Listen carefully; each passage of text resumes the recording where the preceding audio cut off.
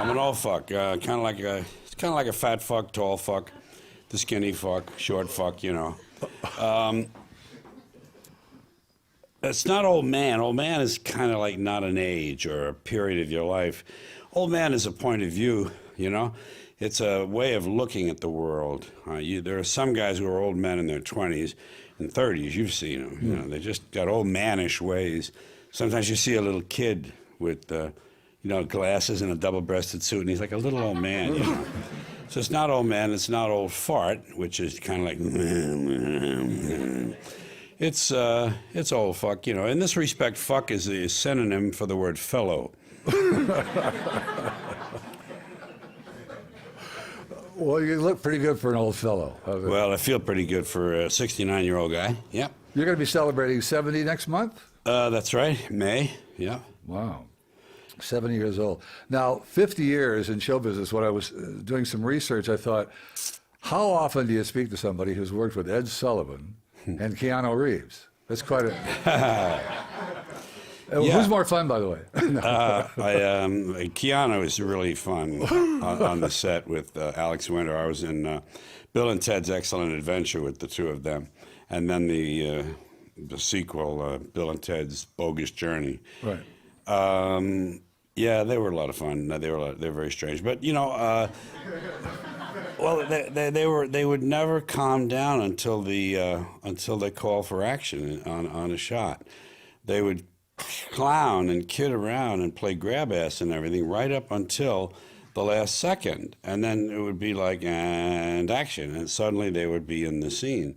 And it threw me because I was trying to be an actor, you know, I was trying to be serious about what I had to do. Right. And I'd have to just stand there and kind of like keep my mind on my first line, you know, because I'm not a trained actor.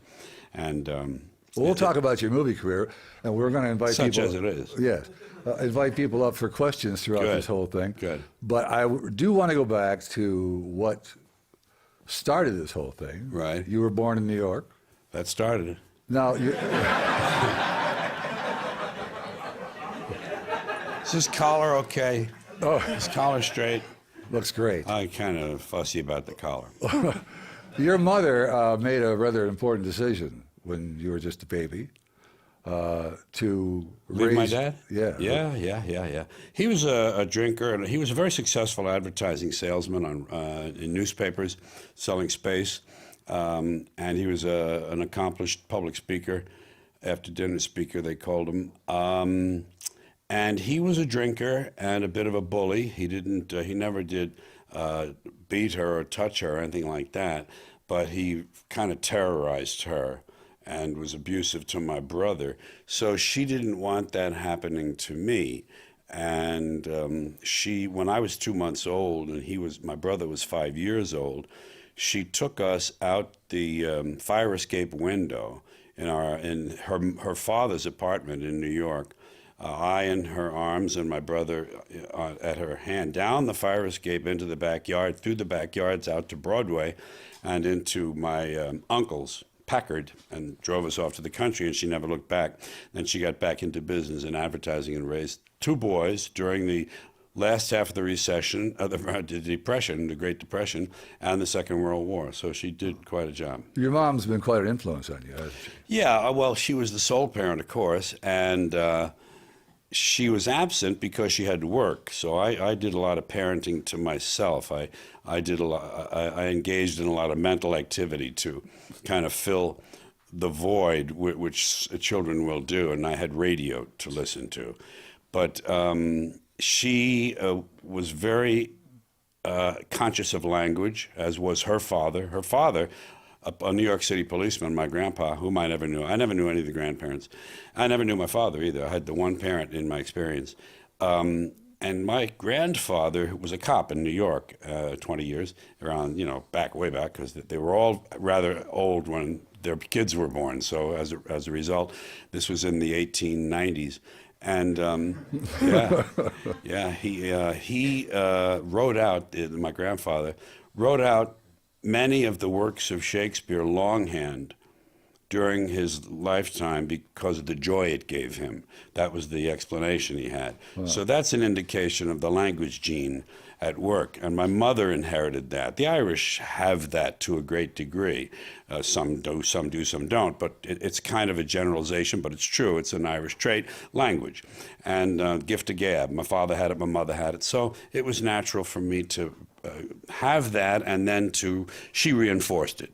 These things have to be reinforced as well, and she reinforced it in me. Now, your brother, Patrick, was 5 years older than you. Patrick, yes. Usually, when you have a brother 5 years older, you usually become the punching bag. I know. How did He was too handle busy out getting laid and fighting and drinking. He didn't want to bother with that. He didn't have time for bullying, and it's not in his nature, really. You know what he told me? He said, when you came home from the hospital, and you know about how a young child can react to a new baby in the house. There are kind of certain horror stories you hear about how tough it is for the kid to adjust to that, and sometimes this hostility. He said, I was so glad when you came home from the hospital. He says, I was so curious about you, and I used to watch you in the crib, you know. And so he has a wonderful, wonderful nature, but he inherited, I think, also my father's temper. So he was more of a fighter than I was.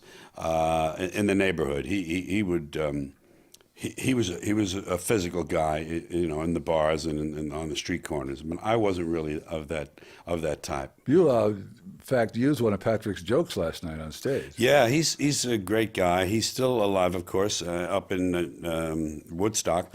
He said something that I wrote down a long time ago, and I just started saying it recently. He said, what we should do is take all the mentally defective people in this country and give them government jobs and just sit back and watch things improve. He's a pretty funny guy and very verbal, very, very verbal. More so than I even, I think. You and him have a sort of a same perspective on things, don't you? Pat and I? Yeah. Yeah. We both feel it's... you know, we're both opposed to organized religion. We're both opposed to, the way government had, the way the citizens have organized themselves in this country, which passes for government.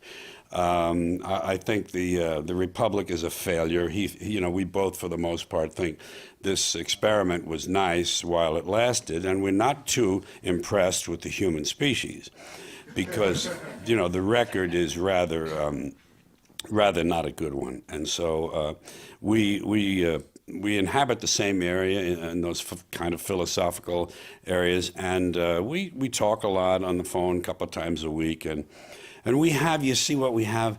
I'm 69 years old now. He's 75, and we have common memories. We have common experiences and nomenclature and things in our childhood that I can call him up and mention a brand name that is no longer in existence. Like Ipana toothpaste. I can call up and I can say, Pat, Ipana. He'll say, yeah, wow, It's so great. We're both we're Irish. There's another generalization. The Irish are very kind of sentimental and like that, and there's a nostalgia that we love.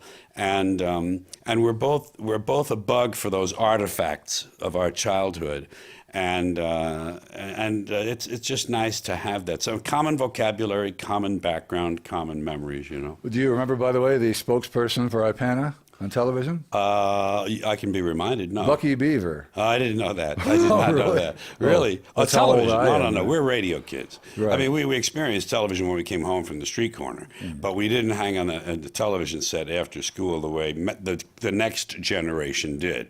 We were radio kids, and then as fast as we could get out of the house, we were street corner guys. Speaking of street corner, you hung around Morningside Heights. Morningside Heights. But you had a different name for it. Well, they called it Morningside Heights, Columbia University, because of political reasons of their own. We lived in what we called White Harlem. It was the west side of Harlem. It was technically, in a manner of speaking, the white area of West Harlem. We had Cuban, Puerto Rican, a lot of Dominican, great number of Dominicans in Manhattan now, and Black Harlem, of course. So we lived in a kind of a mixed area, especially as you got out from the Irish enclave. We lived in a little, I would call it an Irish enclave. And as you went out from actually on LaSalle Street, at one time at LaSalle Street, one half of that street was white. and the other half of it was black. And there wasn't a lot of hostility. I mean, there were occasional things, and there were attitudes probably that people held privately. I don't know. I didn't never have that in my household. I never had those words and those attitudes expressed. So I didn't have them. But I know I heard the kids around me. But there was never any open hostility, because when you live in the area between two very different areas, you have to learn to get along. It's a luxury to live in the middle of one of those areas and have all these attitudes and, you know, have a chip on your shoulder. But when you live right where the two of them join, you're forced to sort of live in a third area, which is the mixture.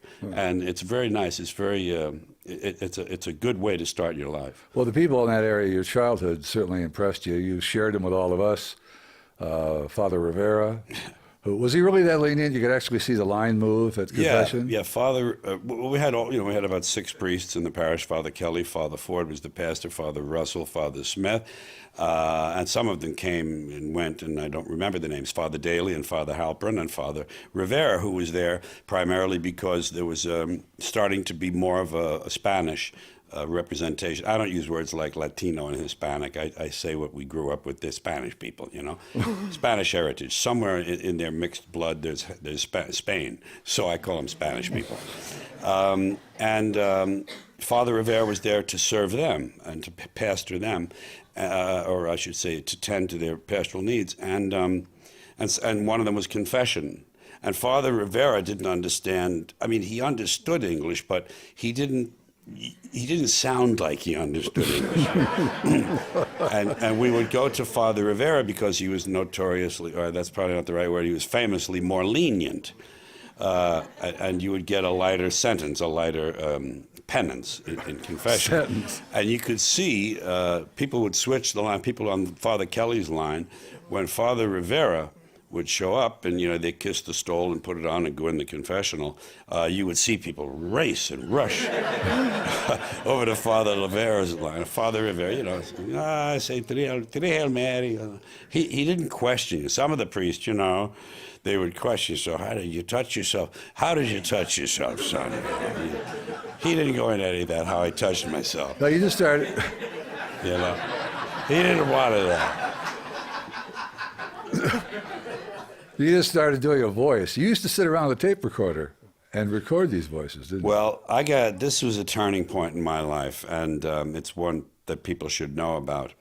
When I was a young boy, I was a mimic, and I could imitate people in the neighborhood, authority figures, teachers, shop owners, other parents, cops on the beat, and people on television. Yeah, I could do little imitations. They were largely imitations of other people doing imitations. That's how you learn to do Jimmy Cagney. You see another guy do it on stage, and you say, oh, okay, and you copy him. It's easier because they point out the highlights of speech. But neighborhood stuff. I was kind of the class clown in school, and then after school I was kind of like the neighborhood wise guy, one of the neighborhood wise guys on the street corner, and I would gather a little audience because I would put together little routines. I had little parodies that I did. I lifted things everyone steals from comedians when they're starting. So I would steal imitations in Humphrey Bogart and Jimmy Cagney and Peter Lorre, and I would do fake commercials that I had heard or read in Mad. Well, Mad Comics came along a little bit later. There was another magazine called 1,000 Jokes. And I put together little routines, and they would say, Georgie, hey, Georgie, do that thing about such, and I would stand up and do it, and it would come out differently each time. And I developed this ability to stand up in front of a group of people and get their attention and get their approval. That was important to me, apparently. When I was a little kid, I'd go to my mother's office, and she'd say, imitate Mae West, do the imitations. And I would do the imitations for the ladies in her office, and they would laugh. And I noticed, I don't remember noticing this per se, but I must have noticed that this got me the attention of adults. Because don't forget, I was alone in that house most of the day. When I wasn't in school, I came home and I was alone. I got the attention of these adults, And I got their approval through their laughter. They were more or less saying, "Good boy, George, good going, way to go. Yes, he's good. He's cute. Ain't I cute? Ain't I clever?" That's what this job is. So as a youngster, I wanted to be a comedian. I was probably only 8 or 9 or 10 years old when I began to form an idea that I wanted to be in the movies like Danny Kaye and like Red Skelton. And I called that being an actor, but it was actually being a comedian. And pretty soon I found out the word comedian, and I wanted to be a comedian. And when I graduated from 8th grade, the last thing I graduated from, by the way, my mother asked me what I wanted, and one of the brothers at school, Brother Conrad, had told us that he can get a clergyman's discount on cameras. So I asked him if he could get a clergyman's discount on tape recorders. Now, this was 5 years after the Second World War. Tape recorders had come out as consumer items, but they were as big as a small Buick. They were large. They were like this big, and you had to buy them in a showroom up above the street. They weren't on sale in stores. I bought this big Webcor, long story, and I'm keeping it long, that I used it. I used it to do voices and do little sketches and skits and fake radio shows and fake newscasts and commercials. And I used it to more or less train myself for the thing I wanted to do. My mother was very progressive to have bought me that as a graduation present. I mean, she was a far thinker to see that in me and go ahead and foster that and reward that. Even though she didn't want me to follow it, but she knew it was a healthy thing for me to be doing. You've always been a planner. Yeah, you had this optimistic Georgie plans, they call me. Yeah, this optimistic attitude that if you planned it well enough and you meant well, it's going to happen. You believe that? Well, I would only plan things I felt, that obviously that I wanted and thought I was qualified for. But this is the good example of this career planning. When I was a kid, I said, well, first I'll be. I wanted to be an actor. I called it actor because I saw them in the movies and I knew they were movie actors. So Danny Kaye and these guys, I thought actor. Okay, so first I'll be a stand-up comedian. And don't forget, when I was a kid, the only place stand-up comedians worked was nightclubs. Right. Those kind of really more or less sophisticated places where you saw in the movies, and people danced and there was a singer and there was a comic and I never got into those places. I was too young, and it wasn't in my world. So I knew about comedians from radio and from television later, but movies when I was a youngster. So I aimed at that, and I thought, well, the way to get there would be to first get into radio. That would be my first move, because then I could practice using my voice and I could learn to speak and do a lot of these things without an audience directly in front of me, which is the usual thing in radio. They're not sitting in the studio. And therefore I wouldn't be as nervous or afraid, and I could kind of build up my confidence, and then I could become a stand-up comedian, because by then there were further venues for comedians. I thought, then I can be a stand-up comedian, and then I can go, then if I'm really good at that, then they have to let me in the movies. And that was the way I looked at it. They had to let me in the movies. And that was the plan, and it became more sophisticated as I went through 13, 14, 15 years and started to actually think of ways to go about it.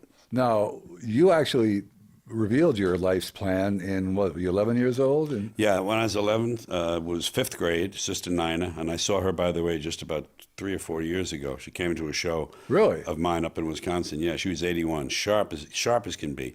Sharp, thin, quick. She said, "Yeah, you lived on the top of the hill." They remembered me for other reasons, but she actually remembered that I lived right up the block from the school. 5th grade, Sister Nina, I used to sing at the club meeting. They had once a week, they'd have a club meeting, and there'd be new business and old business and all that kind of stuff. And then there'd be the entertainment. You could do an imitation, you could bring in your banjo, play the piano, sing a song. I would always stand up and sing a song. I sang Mañana in her class. Mañana, mañana, mañana is soon enough for me. And, some of the guys thought it was goofy, and some of them liked it. But in Sister Nina's class, we were assigned to write an autobiography. I think 5th grade is about time to look back on your life.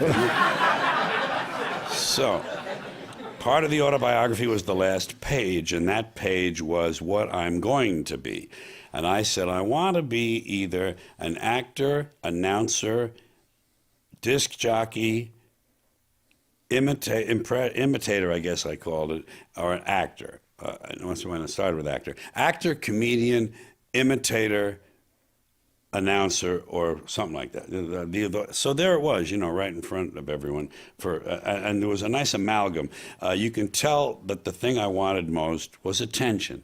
That was really what that sentence was all about. Ain't I cute? Ain't I clever? Look at me. Well, you went to the Army. You got that out of the way. Air Force, yeah. Air Force, I'm sorry. And luckily there was a radio station. Yeah.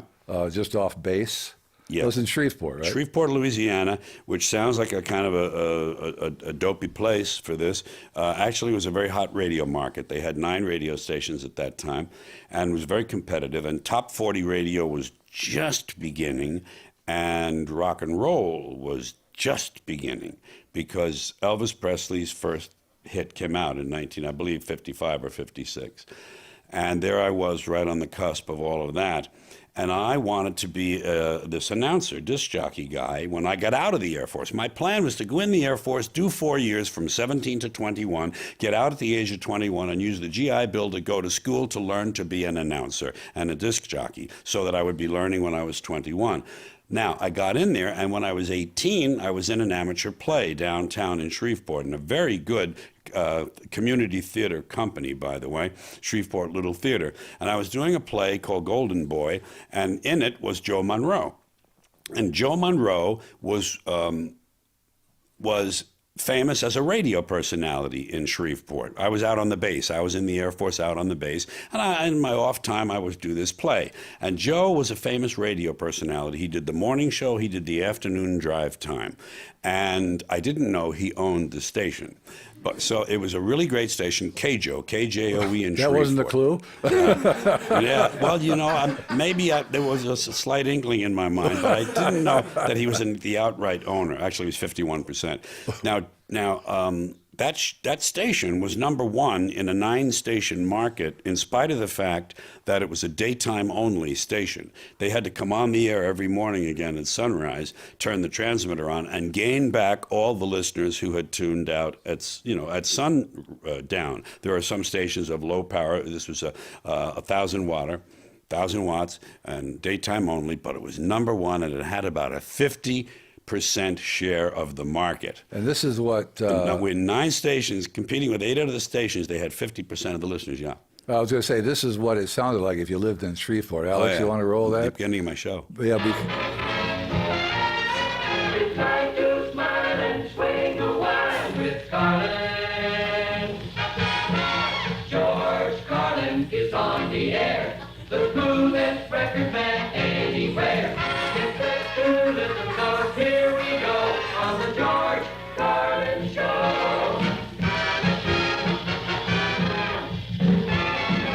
Okay, then, Solid, how you doing? Lots of music coming up for you between now and 5:45. Got the brand new Everly Brothers record, and we'll be playing both sides of it for you. In addition to listening to Elvis's latest, came out this week, and we'll get things started with the new one by Chuck Berry. Stick around, good things happening here on 1480 at Carlin's Corner.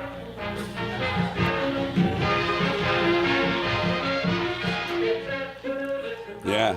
You didn't even tuck up the whole bed. No, I didn't use it up. I liked when the brass came back in. I used to let the brass come back in to build. Those are great Carlin's jingles. Corner. Listen to that band, huh? Pretty good band. Yeah, well, if you went to the next market, it's the same band with a different set of... That's right. Yeah, the jingles were done in Dallas. It was a big jingle mill. So there you were on the radio. Now, was that the first time that you really got that feeling of not power really, but hey, I'm reaching people that don't know me. I don't know Yeah, them. well, surely. Yeah, I mean, just by definition, of course. But the way the mechanics of the thing happened, I was in this play, and Joe Monroe was in it. So I said to Joe, hey, Joe, I wonder if I could come down and watch you do your radio show, because I'm going to be a disc jockey when I get out of the Air Force. And that was my first step, being on the wrist. So I didn't bother telling him about comedian and all that. I'm going to be a disc jockey, and I'd like to watch your show and pick up some tips and see how you do it. He said, yeah. He says, come on down. I still didn't know he was the owner. I got there and watched his show, and he went off the air at sundown. Let's say it was 6:15 that night. It changes. It gets later and later as the summer goes on. And And when the show was over and the station was off the air, he said, "Go on in the control room there. I'll stay here at the board. Go in the control room there and the announcer's booth room and read these. Read some of this news copy and read a couple of these local commercials." So I brought him in there and I read them in my best, assumed announcer voice. I was 18. I still had my New York, I guess. Well, I had a non-regional accent that I had been kind of cultivating since I had the tape recorder, but it wasn't perfect. I still had some New York vowels that gave me away. But I read for him, and he liked it well enough that he gave me a job on the spot, starting me at what was 60 cents an hour, which he knew cheap labor when he saw it. 60 cents, but I forget, I was in the Air Force. I was eating free and sleeping free and getting a little money too. So it was fine with me. I would have worked free, obviously. The job was weekends only, Saturday and Sunday, and 5-minute newscast. We had 5 minutes of news every hour, 55 music, 5 minutes of news. Reading the newscast, the ones that were not sponsored.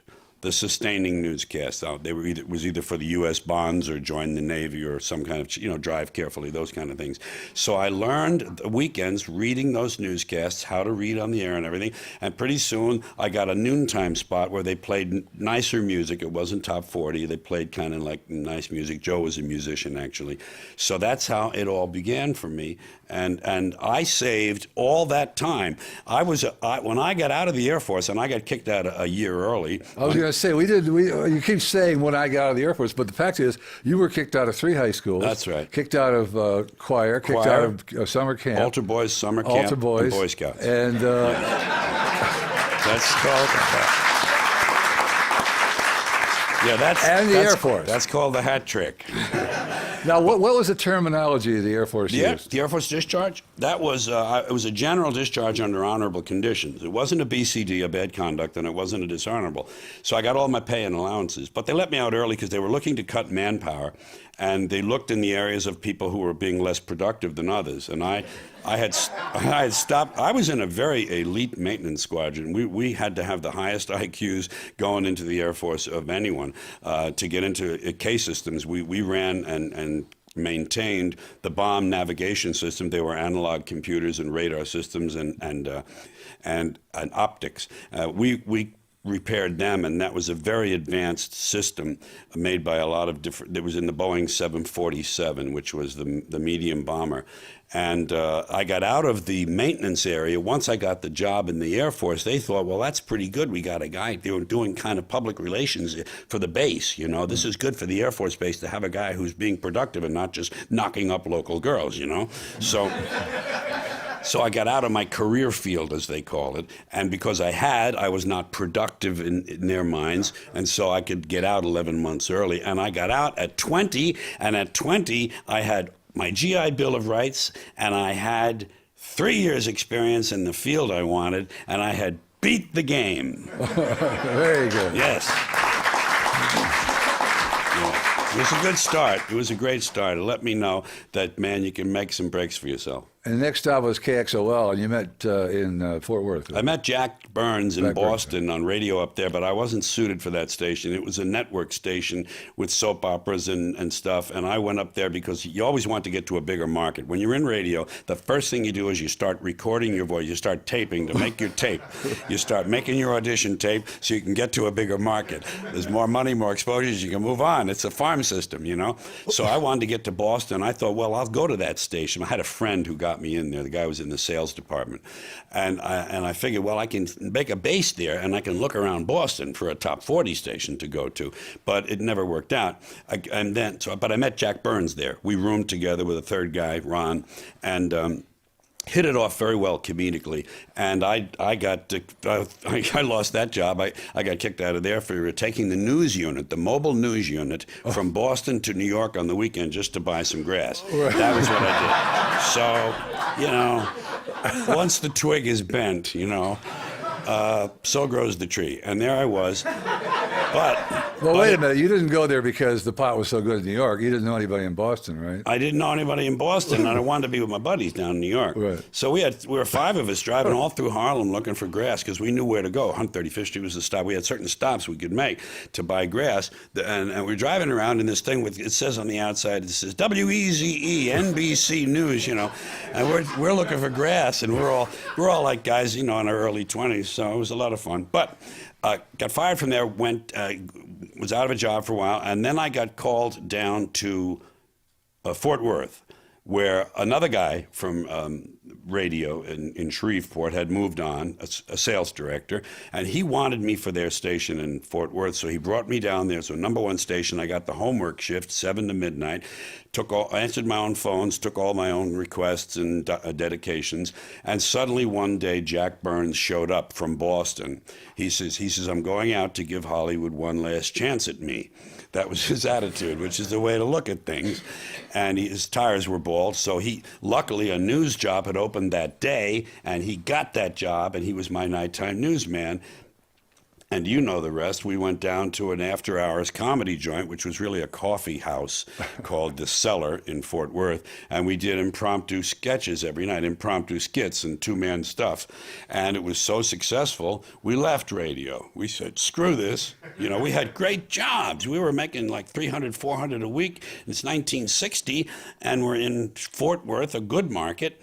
And we could have gone on from there, but we decided to quit radio because we'll go to Hollywood and become stars. Because we have this filthy act that we did. Filthy. It was just, and in those days, filthy comedy didn't have a market for it at all. And there we were, how naive, but how wonderful when you're in that age period, to just get in my newly bought Dodge Dart Pioneer with the tinted windows and the AM/FM radio, and drive to Los Angeles on spec. You know, on speculation, we had about $300, and we got lucky out there. We got lucky. I got lucky every time I turned around. Well, when you went out there, you got a job at a club. Yeah, no, what happened was this. First, we went out there and we were looking to see how we could get into show business. We knew we had this act we had written, and in the daytime we'd write stuff and learn it. Terrible. So we would go to places and look at other people, and we would hang around Dino's on the Strip and figure Frank Sinatra might come in. We hung around the Brown Derby one night, and Rock Hudson came floating through, and we were just using up our money. And one day we went back to the apartment, and the rest of our money had been stolen out of the sock drawer. Good hiding place, George. And we had no money. So we thought, well, gee, we hadn't counted on that. And we had vowed not to work, just to go straight into show business. We didn't want jobs, none of that bellhop stuff, none of that car hop, none of that stuff. We won't go into radio out there. But what happened was the only thing we knew was radio. And the only thing we really felt we deserved was radio. The second biggest market in the country. I mean, it was sheer lunacy to expect to just get into that market. But we went around. We went first to KFWB, #1 in the market, top 40 station. And we didn't have tapes or anything. They didn't want us, you know. So we're walking along, and we see this radio station, KDAY. Right near Hollywood and Vine. It's Selma and Vine, in between Sunset and Vine and Hollywood and Vine. We walked in there, and that's where my star on the walk is now, out in Hollywood. Really? I had them put it out in front of that radio station. It's kind of nice. We went in there, and they were looking for a morning comedy team. I mean, it's just all luck, you know? You just get lucky and you're on a roll. They were looking for guys like us. We did a tape for them. They loved us. They called us the Wright Brothers instead of by our real names. They called us the Wright Brothers. But it did a big publicity campaign, ads in Variety, full-color ads and everything, and put us on the air. And here we are on the air about, let's see, it would only have been about 2 months after we got there. and it was just sheer madness. You know, there we were. That wasn't good enough for you. No. What we did was still work on the act. We're going to work on the act because this is only a stepping stone, you know. And now we're making about 500 a week each, you know, and that's good, and we're great. But we're practicing this act after hours. This was also a daytime station, by the way. Even though it was a 50,000 watter and it had a big signal out on the West Coast, it was a daytimer. And we went off the air at sundown, and in the studio, we would work on these routines. We were getting serious now. And nearby, about 2 blocks away, was a coffee house. That was the way for us to get in. They were now coffee houses. It was the era of the beatniks. And coffee houses liked offbeat entertainment. And we knew we could get in there and do our stuff for the owner maybe and get a shot. Just get a hootenanny shot. Get a single shot, you know. And we went over there, and he liked us, and he hired us for 2 weeks. And we're still rehearsing our act, and a guy came walking through the studio because it was an office building, and you could see the studios on your left, and there were little offices here. He was a song plugger. He was a guy who used to do PR for songwriters and stuff and record labels. And he saw us, and he used to be the road manager for Rowan and Martin. And he says, "I think you guys could make it, you know." So we gave him, he became our manager. We went in this little coffee house. They held us over for 6 weeks. Lenny Bruce came in and saw us. Mort Saul came in and saw us. And based on that, Lenny Bruce, we got a contract with GAC, one of the biggest agencies in the country. They had New York offices, Chicago, and Beverly Hills offices. And we got into nightclubs where we quit radio again. We quit. We said, "No, sorry about that. We got something to do." And we went on and began a career that worked out very well. 2 years together. We were on The Tonight Show with Jack Paar that October. We drove out of Shreveport in March. We drove out of Shreveport in March, and that October we were on NBC television at night on the biggest show for a comedian. It's just stupid, you know. But man, it can happen. It can happen, you know. Yeah, thank you. I've heard the term "luck of the Irish." Maybe it started with you. I know it. It's just. I think the luck comes from heredity. You know, that's the first draw you get of luck, good luck or bad luck. Jack Burns, by the way, if you're not old enough to remember, went on to do Burns and Shriver, who you may have seen on Ed Sullivan Show doing their taxi cab routine. Jack was the bigot in the back. The bigot in the back, and Avery was the cab. Yeah, well, you know, these commies out there, the commies, you know. he did that character very beautifully, and he had a good career. And he played Warren when Don Knotts retired from Mayberry RFD. He played Warren. He was the new deputy, and he's had a good career writing and producing things. Now, you went on to become a solo act. Yeah. Each of us wanted to eventually become soloists. Ed Sullivan. Yeah. How in the world did that happen? Well, that's a part of the process as you become known. This was the era of variety television. And there were 2 important syndicated TV shows at that time. Merv Griffin and had a show, it was a 90-minute nighttime show, and it was syndicated as opposed to being on a network. And so was Mike Douglas. Mike Douglas had a daytime show that was syndicated, both out of Westinghouse Westinghouse Television. And I did about 15 Merv Griffins, and I did about 15 Mike Douglases. By the time the networks noticed me, the producers for the network, the guy who produced the Jimmy Dean show, they got me on there, and I did a monologue on there, and then they kept me over, and I did another monologue the next week, and there I was on ABC television. And from there, those same producers did a summertime show the next year. It took Andy Williams' place on the Kraft Summer Music Hall. It was Andy was on in year round, not year round, but everything except the summer, the TV season. Right. And we took his place during the summer, calling it the Summer Music Hall with John Davidson. And I was the house comedian and the writer. And from there, that's when Ed Sullivan notices you, or the Carson people notice you, or Hollywood Palace, or whatever other variety show you were going to get on. There were a lot of variety shows then. Carol Burnett, you know, Jimmy Rogers, a lot of them. Do you remember meeting Ed Sullivan the first time? Oh yeah, sure. Tell us it about wasn't. He was just what he looked like. He was, you know.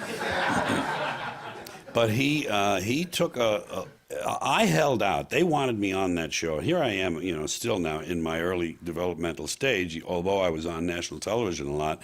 And they wanted me on the Ed Sullivan Show, and I resisted because I had heard that they were very brutal with comedians about cutting their time at the last minute. You have 6 minutes, they come and tell you to cut a minute because the monkeys went long, you know. Sorry, but the baboon went long, you're going to have to cut. So I didn't want that because I did set pieces. I didn't do a series of jokes that I could cut 5 of them out Right. to take out a minute. I did a piece that I had memorized that was 6 minutes long, and that was it. And you couldn't take out anything. So I didn't want them going around doing that to me. That would usually happen, you know, you have dress rehearsal in the afternoon, and then you would have the broadcast at night, live, 8 o'clock. And it would happen between dress and air, they would tell you to maybe cut a minute. And then between air, when they started at 8, and the time you went on, 8:40 or something maybe, they would come and tell you to take out 30 seconds more or something. So I didn't want that. I was fearful enough doing live television. So I finally gave in, and I wound up doing 11 Ed Sullivan shows. And I wound up really writing some very poor material. I mean, my standard really fell off because there you are, you're offered 2 more Sullivan shots, and the money is great, and you know the exposure is important, and you want to, you know, do that. So, you know, you go ahead and you write a piece, and it's not quite what it ought to Well, be. yeah, but I was surprised going back listening. You did the hair poem, the one time, the one that That's Sullivan shot. toward the end of the show. Yeah, the hair poem and the thing about the America the ecology. Beautiful. Yeah. Yeah. I was surprised. Did they give you any flack about that? I mean, did you have to No, review that? no, it material? was by then. By then, I had my beard and I had begun to grow my hair, and I had stopped wearing a jacket. It was more of a vest look. You know, it wasn't kind of like street clothes. They were a little nicer, but they were nonetheless a shirt and a vest. You know, and at that point, they had. You know, he always accommodated. They always accommodated the change. Elvis Presley was on there, and the Beatles, and the Stones, and they always, you know, they still did an opera singer. They still did people juggling plates. Topo Gigio. But what I did was, you know, they told me I had a choice between 2 jokes. At dress rehearsal, I did, among other jokes, I did 2 jokes that were topical, and one of them was about Governor George Wallace of Alabama, who was running for president, who was a racist and a segregationist, and he had a favorite saying. He would always talk about the liberals by referring to the pointy-headed intellectuals. He called them pointy-headed intellectuals up there in Washington. You know, he was a populist. He appealed to a populist kind of a racist thing. So he called them, and I said in this routine, I said, talking about George Wallace, I said, you talk about pointy heads. Have you ever seen the sheets those people put over their So that was one joke. That was one joke in the monologue. Another joke in the monologue was about Muhammad Ali. Muhammad Ali was the champ at that time. His name was still Cassius Clay. And he was the champion of the world.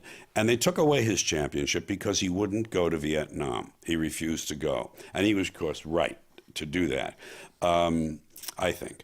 Now, what I said about it was this: they told him, you know, no more. Sorry, you can't. No more boxing. You know, because you won't go and do your thing in Vietnam. So I said it this way: I said, Muhammad Ali, his job was beating people up. That was his job, beating people up.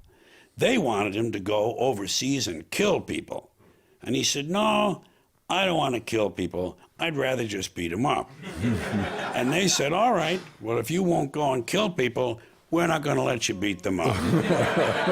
And they told me between dress and air, they told me, they said, you can have this is the oddest censorship I ever experienced.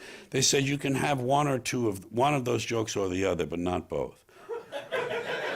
It was volume rather than, it was the strangest thing.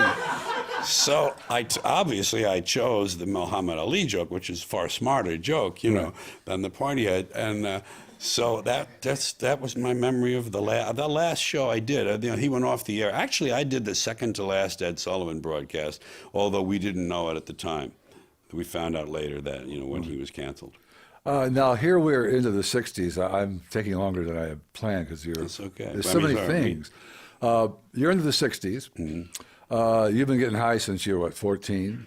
Yeah, 13. and you were going through. Sorry, These things are important. that year does make a big difference. That's right. But here you are. You're 30 years old. The summer of love is going on. 67, 66.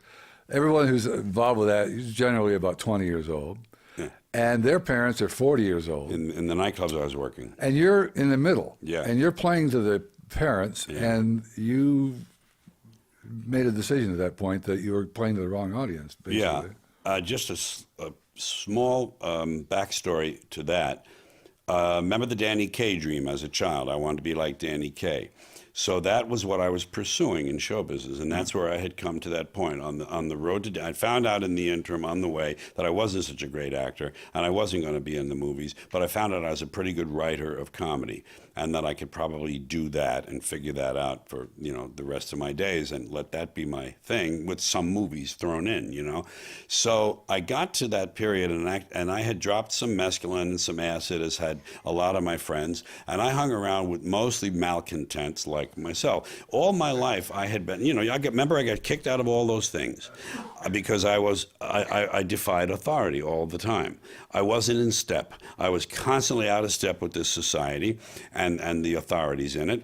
And that was my B life. My A life was I'm going to be like Danny Kaye, which, if you think about it, is a mainstream path. That's something that you do. That's a people pleaser thing. You have to learn to please people and go on and get bigger and bigger audiences and become a famous movie star, and that's how you do it. But I had a B life that I didn't know about, that I didn't realize that this was bifurcated. I had a B life, which was fuck all these people, fuck all these people. I don't buy this shit. Now that person was being kind of like suppressed without my knowing it.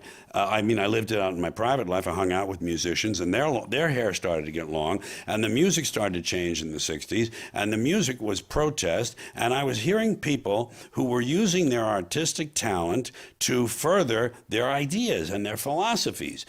Buffalo Springfield and the Beatles and Bob Dylan and Joan Baez and so forth. And I'm thinking, that's starting to dawn on me that I'm not using my ability to further these thoughts and ideas that I agree with. I have thoughts on that too, and I'm not doing that. I'm entertaining these businessmen and shit in these nightclubs doing people pleaser shit. So I something struck at that time, and it was probably the acid, And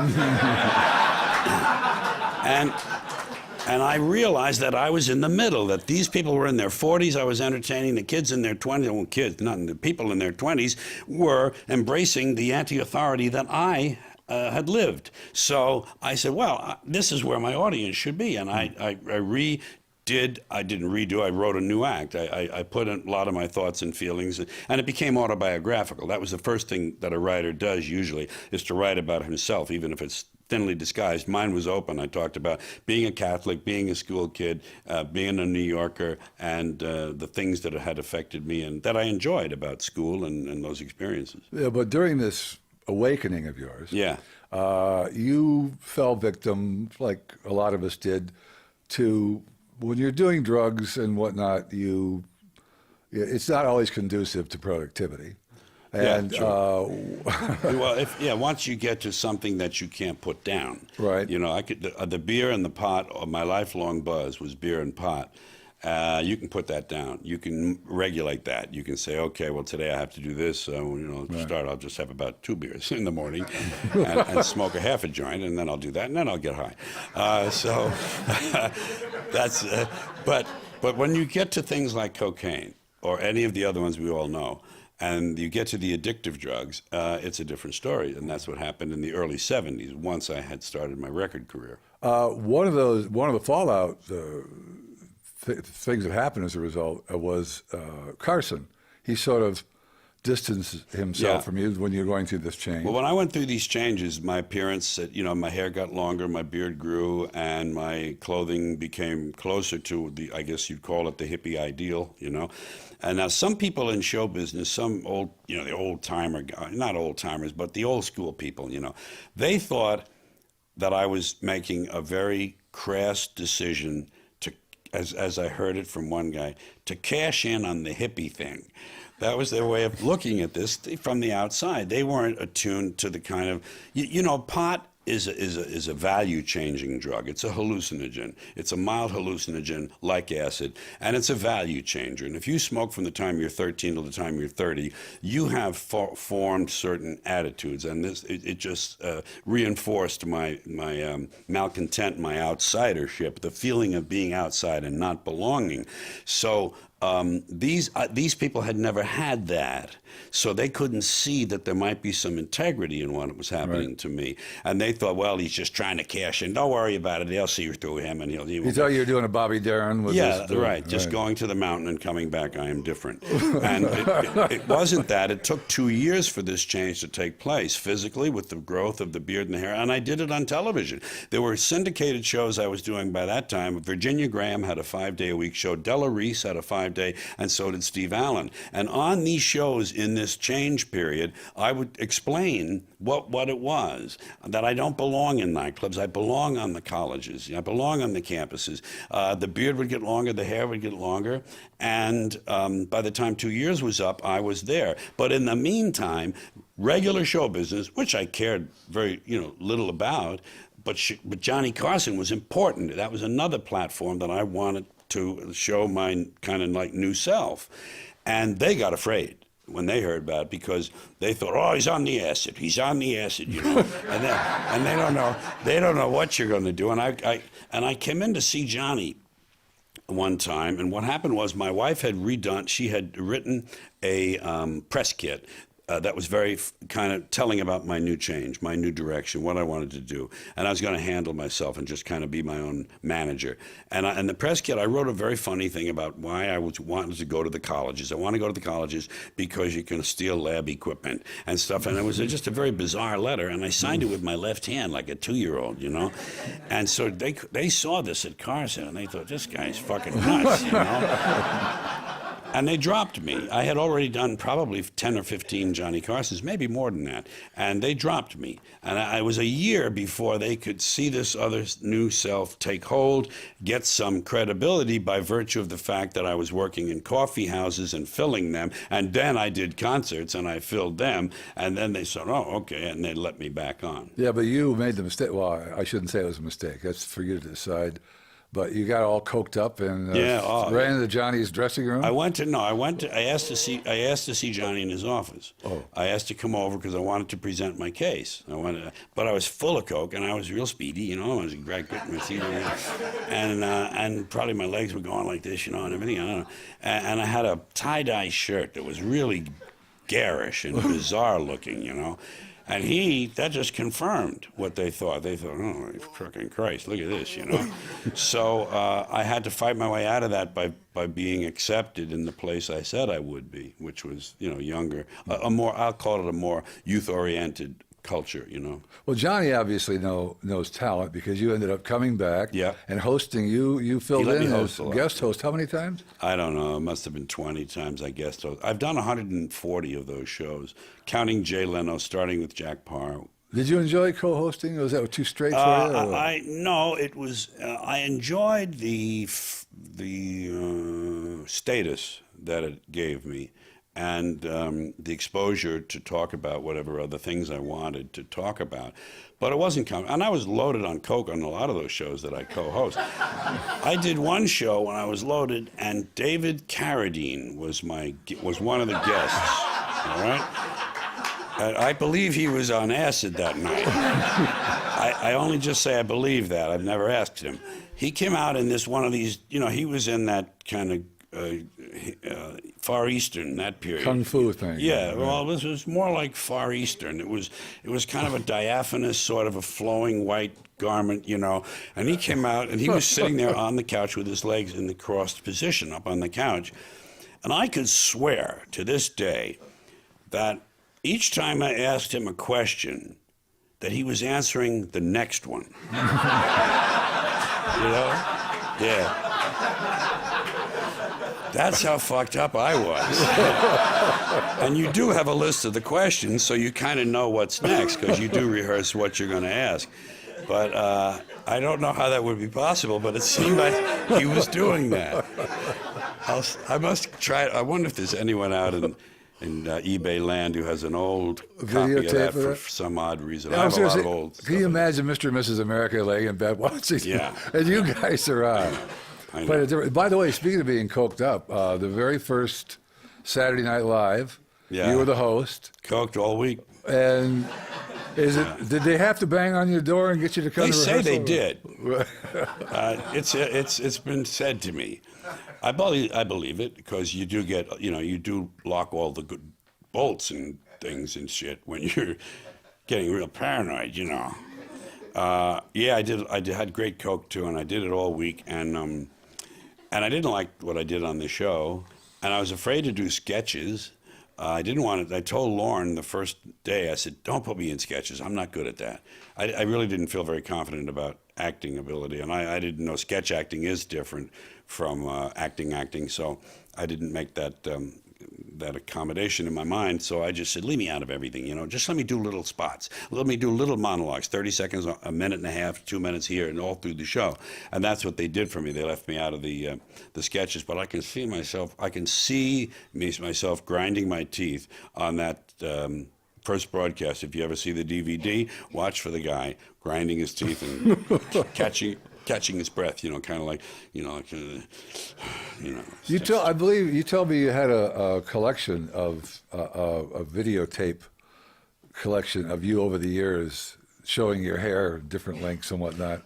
I did. I must have lied. I think what I might have been referring to the fact that you can do that if a person wanted to, they could do that. The Great Recession. Well, during this time in the 70s, when all this, you were finding yourself and going through these changes, you did a couple of movies. You did Car Wash with Richard Pryor. Yeah. And you and Richard had worked together, though, before. Well, the way Jack Burns and I broke up 2 years after we formed the act because he wanted to go to Second City, and I wanted to be a single. I had gotten married in the meantime, and I wanted to be a single and for Brendan and I to have a baby. And I had to get out on my own. And we were in Chicago at the time, and that was the birthplace of Second City. And he was very qualified for improvisational theater, very much more qualified for that. So we split up. We worked that night. We worked 2 weeks at the Living Room with Vic Damone. We made $750 for the team a week, and that was a really good level for us. Great to be working with an act like Vic Damone. He was, if some of you may know or not know, a great singer who Frank Sinatra said had the finest pipes of any male singer. And he had a string of hit records and a lot of things that were really fine work. And Vic, Jack and I broke up the night we closed at the living room. We broke up peacefully. And the next night I opened down the street from the Living Room in the nightclub district at a coffee house called the Gate of Horn. I opened up with Miriam Makeba and Peter, Paul, and Mary, and I was the third act. I was the opening act. And from there, I went on. Jack went on Second City, met Avery there, and that became a story. And what was Richard Pryor. Oh, Richard Pryor. Well, that was a period that began then of 2 years of drift. I did not have a partner. I worked out some of the contracts that Burns and I still had pending, places like the Playboy clubs. I worked them alone, but then I never got renewed. And I didn't have much work. And so I decided in New York after I was married. My wife is from Dayton. We would stay in Dayton when there was no work in the Midwest, and we'd stay in New York at my mother's house when there was no work in the East. And I decided that the only way to do this right was to take a stand. And now don't forget, I'm still in my clean suit and tie, short hair period. And I decided if I could get a little place in New York, in the Greenwich Village, where I could work out all the time, like a coffee house, and I could develop myself there and get people to come in, get Merv Griffin to come in and see me, get Carson Show to come in and see me. That's what I need. So I did that. I took a stand. I found a place called the Cafe Au Go-Go. I spent 2 years there on and off. I could work and go away from there for 2 months. I could come back for a week. I could go away for 2 weeks, come back for 3 days. I could work anything I wanted they were sometimes $5 a night, sometimes just a hamburger, sometimes on a weekend $65 if you were working with Bill Evans or someone like that. So I did that for 2 years, and I got Merv Griffin in, and that's what gave me my start. At the place I'm talking about, the Cafe Au Go-Go, Richard Pryor was in the same state I was. Richard Pryor was still an unknown comedian who hadn't done any television, and he was in his inoffensive era, his inoffensive period. He was in his doing Rumpelstiltskin. He did a little, there was a famous Richard Pryor early piece called Rumpelstiltskin. That's what got him on the Merv Griffin Show. He was down there working out. We would smoke some joints up there in the high staircase in the basement of this place, and we would do our bits. Occasionally we'd be on stage together. I don't remember much about that, but the people came in to see Richard Pryor one night from Merv Griffin, and they gave him an interview the next week. So he got his interview. And then I'm still laboring there. And he gets a show from them, and he goes and does the show. Well, by the time he got the show, in between his interview and the show, I had gotten my interview. But then he had his show. So I was one step behind him. So then he got his second show. Then I passed my interview, and I got my first show. So the two of us grew out of that room into this syndicated television exposure, which was nationwide and was always watched by the networks. And that was how the two of us sprung to life. Well, one of the good things about the 70s, you released those albums that most people hear on XM Comedy all the time. FM and AM, Class Clown, Occupation Fool, Toledo Window Box. Yes. In fact, I believe it was, I don't know if you know, but it was yesterday or this week, is the 25th anniversary of you told Class me that. Clown, yeah. Yeah, that's nice to know. Those were 4 gold albums. I had 4 gold albums in a row, 72, 3, 4, and 5. And then I had a couple after that weren't gold. That was what I call the Little David years, Little David Records, right, owned by Flip Wilson and his manager, who then became my manager, and I was signed to the label. And that was the thing. You see, you need a way, if you're going to do quote unquote material that should be uncensored, I hate this designation adult, or X-rated or something, but if you're going to do realistic spoken word art, if you're going to get a mass audience, you need a medium. And the medium at that time was records. Right. You certainly couldn't do it on television. That was commercial, and they didn't allow that kind of language or those ideas if it was just the ideas that were dangerous to them. So I got my mass audience through the records. The records fed the box office at the college concerts. The college concerts fed the record sales, and it went around. Plus, you do some television and talk about both. I'll be in Buffalo, I'll be in Toronto, and I'll be in Niagara Falls. And by the way, FM and AM, but you did it a little more gracefully than that. So the whole thing worked. Then I ran out of record career. You can't be the hot new guy in town forever. Right. You can't be the fastest gun, because a faster gun is coming to town in a few years. So my record career began to kind of wane in the 70s, as did the counterculture. The disco came into play, and the people who are the true hippies and the true radicals, they kind of retreated to the hills, and the other ones went and got MBAs and stuff like that. And there I was, sort of not knowing who I was and who I should become, to be true to myself.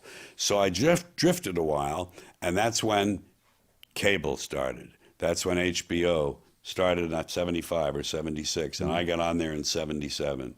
And now I've done 13 of them. That's my way of reaching the mass audience. Right. It was the first one was George Carlin, 77. George Carlin again, 78. Carlin at Carnegie Hall, 82. Carlin on Campus, 84. Yep. Playing with Your Head, 86. What Am I Doing in New Jersey? 88. 1988. Doing It Again, 1990. Jamming in New York was 92. They did that 40 Years of Comedy special.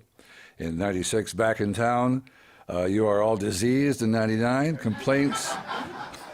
That got a lot of complaints and grievances in 2001, and Life is Worth Losing in 2005. Right. I've been told that the Jammin' in New York was a special one for you? Well, it was, you know, one of the big turning points, you know, I'm an entertainer because I work in an entertainment circuit, but there's an artist at work too.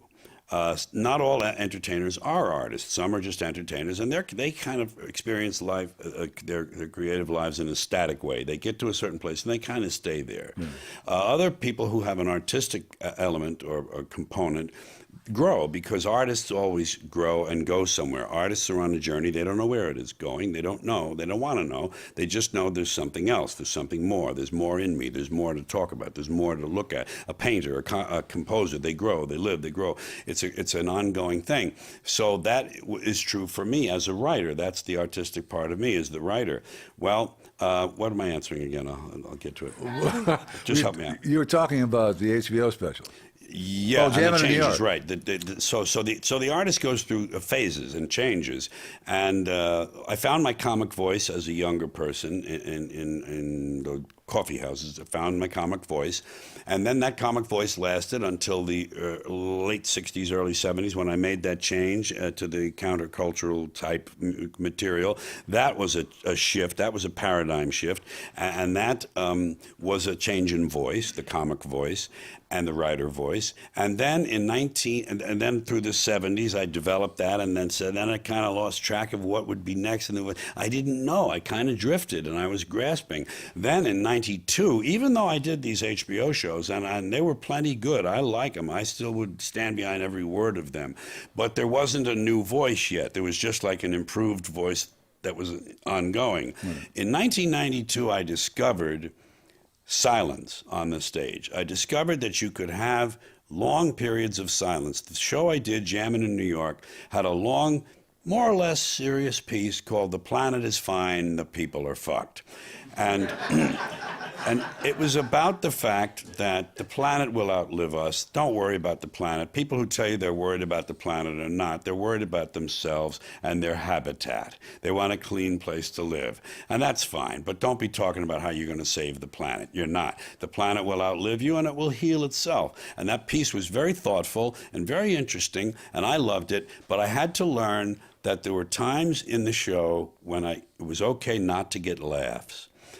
Because one of the jobs I have, besides getting laughs, is to engage the imagination. Just in general, to engage the person's imagination. If I make them laugh along the way, that's part of the deal for me.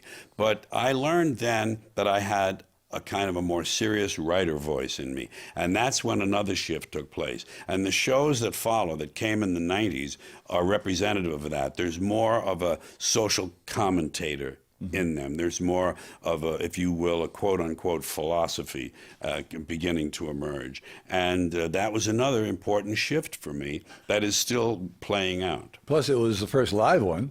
It was the first live one. It was New York City. It was the first one done in New York City for me. I did it at Madison Square Garden, not in the big arena, but in the theater there that holds about 6,500. So it was a big audience. It was live, and it was my hometown, and I was king of that town for a night. You know, it really felt good. I looked out my hotel window that night, and I thought, yeah, you know, this is my town. One of those kind of scenes you'd see in a movie, kind of a cheesy scene. It was sort of an adult version of when your mother's friends used to pat you on the head and go. Absolutely. Yeah, it was just a graduated version. I still haven't covered books or movies, but I promised to let people ask questions. Let's I'm ask going us on and some on. questions. Are there anyone here that wants to step up and have a question? Anybody? See, it's probably They're in awe of you. Okay, great. Just state your name, please. And Hi, my name is Alan. Hi, Alan. First of all, it's very rare that you get to meet somebody that is an idol of, you know, and Thank you. 30 years ago, I was introduced to on that first HBO special that you talked about, and I just thank you for 30 years of Thank you. making me That's- laugh. That's very nice. I'm curious about some of the comics that you've worked with. Who's the funniest that you look back at and you think, man, that guy is, you knew when you saw him that he was going to be as good as, you know, you'd Yeah. ever seen? Well, the only one that comes to mind, I'm sure if I searched my memory or if I had a better memory, I'd have other examples. But Lewis Black was someone I saw early in his exposure, and I knew this was a unique and strong voice, to say the least. So Lewis Black, I love him. I love it that sort of theatricalized anger, and the things he talks about. He's got a good mind. I like good minds. He's one that I think of. I never hung out with comics. I still don't. I'm a loner. I'm a real kind of loner and an outsider. I never hung out in comedy clubs, and of course I never worked in them, so I didn't need to hang out in them. But I was just never attracted to that. The comic culture, the comedians who like to hang out together. So I don't have a lot of knowledge. I didn't have a lot of occurrences of being able to see someone early, I'd say that. But Lewis Black was one that definitely sprang to mind. Lewis tells a great story how CBS wanted to do a series based on him, and he had to go and audition for the part of himself, and he didn't get it. That's great. He said, well, luckily it never made the air, so it didn't matter. I recall that. Anyone else? Sure, why not? Don't wait for me to be asked. Just walk up to the microphone. Oh, wait. Hi, my name's Chris. Hi, Chris. You've had the chance to see the entertainment industry evolve tremendously over your career. Yeah. And one thing that's I've heard said, and whether it's true or not, is that if you saw a lot of people who are icons today, such as yourself, if you started today the way the system is set up, you might not get the opportunities. You maybe never would have had the chance to become who you are. That's right. Do you think that's a fair assessment, or do you think the entertainment industry in general has improved or it's just changed or gotten worse over your career?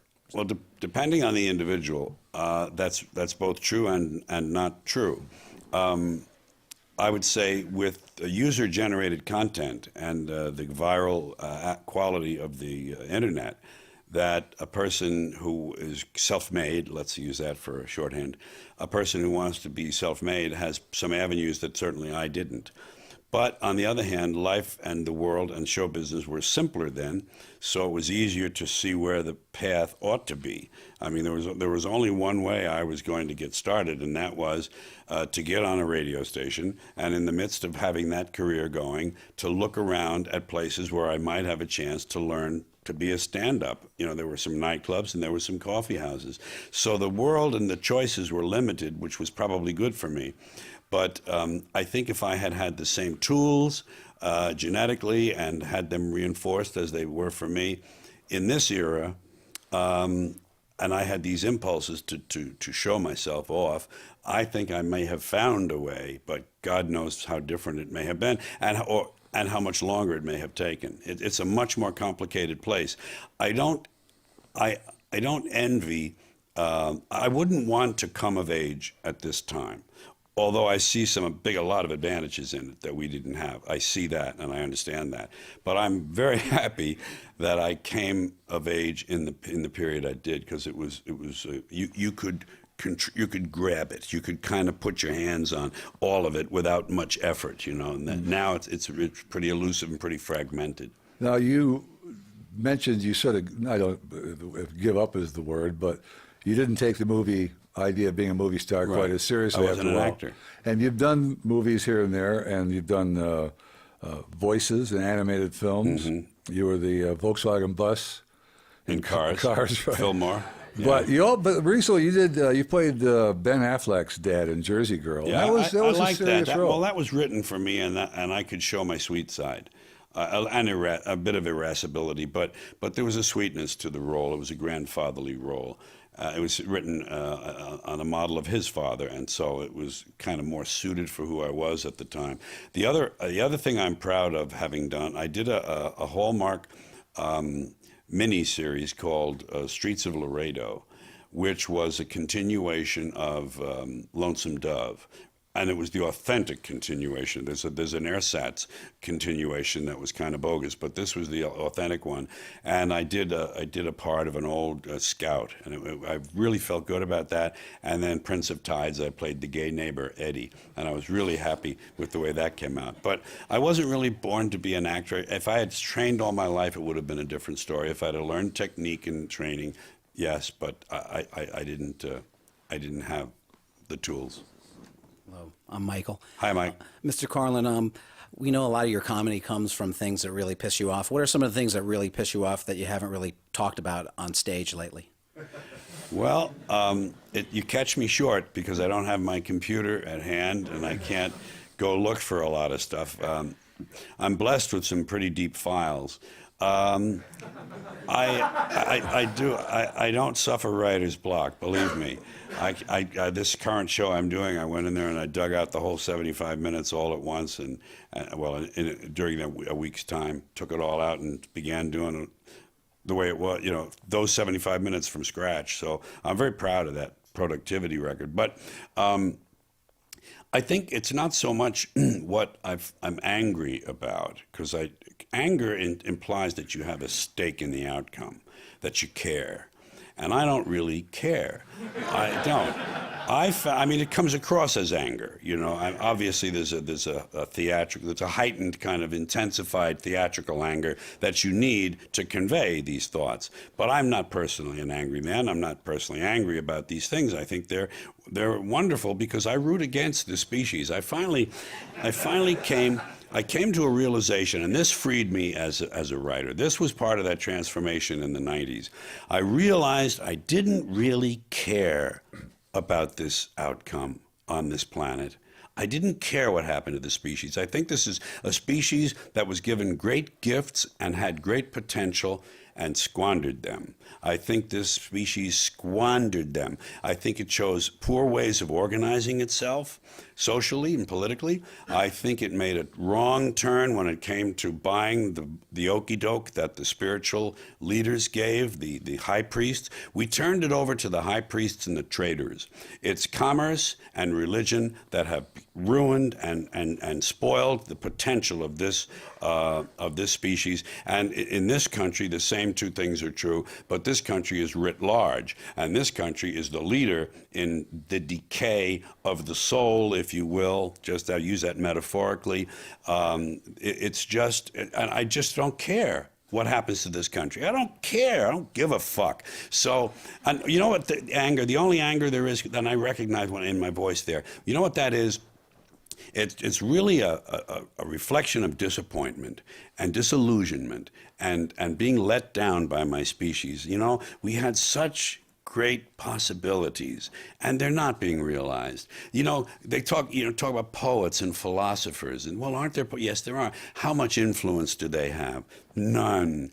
There are more people writing poetry in America than there are reading it. Imagine that. Well, I guess that's true in a lot of fields, but it's just, I think that's the anger. It's a frustration. It's a letdown. It comes from, how could you do that? That's why I usually always use the second person. I talk about the audience and I say, how can you know what you did? I don't say, you know what we did here in this country. I say, you know what you people did? I put it on them.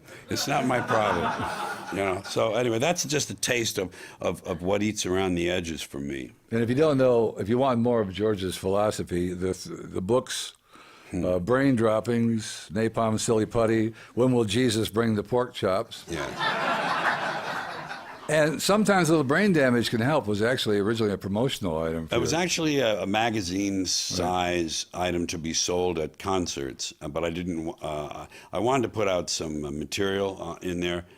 So I do pictures in too, because you have to have pictures in it. It's kind of a pseudo book, quasi book. So if you want to know more of the philosophy, he was just spewing. Some of it is in there, yeah. Yeah, right. Just read those books, because I always like to end on that note. But there's a couple of other questions. One of them that you don't like to be asked is, have you ever thought about when this is going to end? When you're going to retire? Oh no, I don't mind being asked that. No, it's like I say, the artist is never satisfied. If you're going to be satisfied, something's wrong with you. If you pardon this highfalutin, terminology, I'm talking about the artist part. Pablo Casals, the great cellist, master of the cello of the last century, one of the outstanding musicians of the last century. He was in his 90s, and he was still doing a few recitals. And he would practice 3 hours a day. He practiced his cello 3 hours a day. And someone said to him at some point, they said, Master Casals, you are a past master. You are the maestro. Why, at your age, do you bother practicing 3 hours a day? And he said, well, I'm beginning to notice some improvement. And that's the answer. I mean, why stop? Only if nature stops me, if I lose the ability to write or speak, some alteration in plans will be necessary. But I've already imagined, because they do have this for people who are totally paralyzed, that the movement of your eyes, you can look at a keyboard that's projected and you can type by moving your eyes to the letters. And they'll have that perfected by the time I'm paralyzed. I'm assuming that. Well, to quote George Carlin, art doesn't have a finish line. No, right, yeah. It's just a race, but against yourself, with no reward except the satisfaction of explaining yourself in some symbolic form or direct form. In my case, painting is more symbolic. Would you leave us with what you would put on your gravestone? What's your epitaph supposed to read? He was here just a minute ago.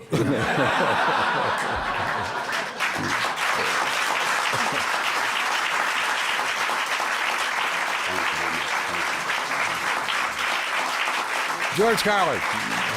Thank you very much. Thank you all.